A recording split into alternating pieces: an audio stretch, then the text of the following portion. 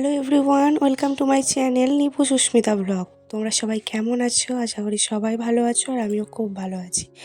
আজকে আবারও চলে এসেছি একটা রান্নার রেসিপি নিয়ে।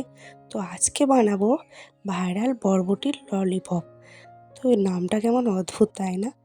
হ্যাঁ, বাজারে নতুন বরবটি উঠেছে, তো তাই ভাবলাম এইটা অনেক ট্রেন্ডিং চলছে ইউটিউবে, তো আজকে আমি ওটাই বানাই।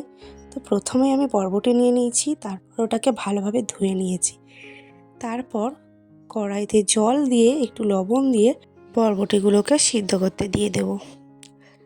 তো বরবটিগুলোকে দিয়ে দিয়েছি, এবার ওর মধ্যে আমি ঢাকনাটা দিয়ে দেব। প্রায় 15 মিনিট মতো সিদ্ধ হবে। তো আমি ঢাকনা দিয়ে দিচ্ছি।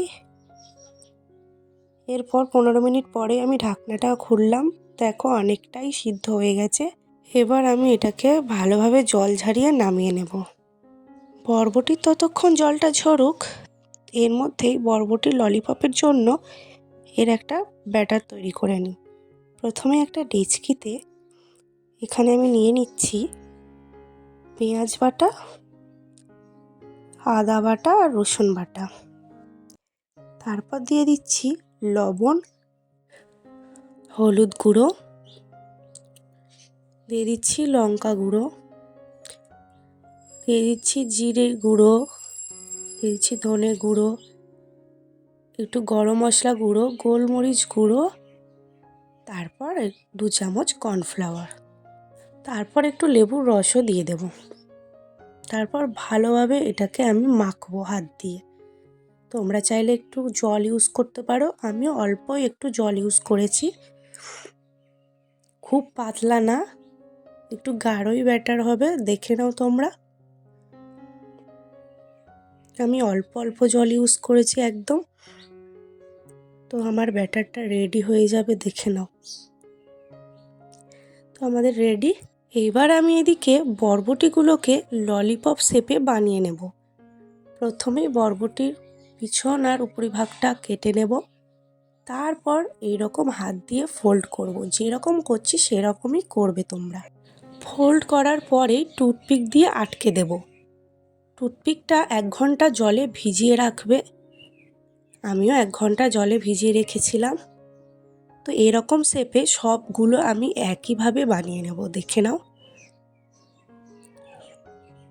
তো আমাদের একটা ললিপপ রেডি। কি সুন্দর লাগছে না? তো আবারও একটা বানিয়ে নিই। আবারও সেই পিছন আর উপরিভাগটা কাটবো। তারপর আবার সেই হাত দিয়ে গোল গোল করে ফোল্ড করে নেব।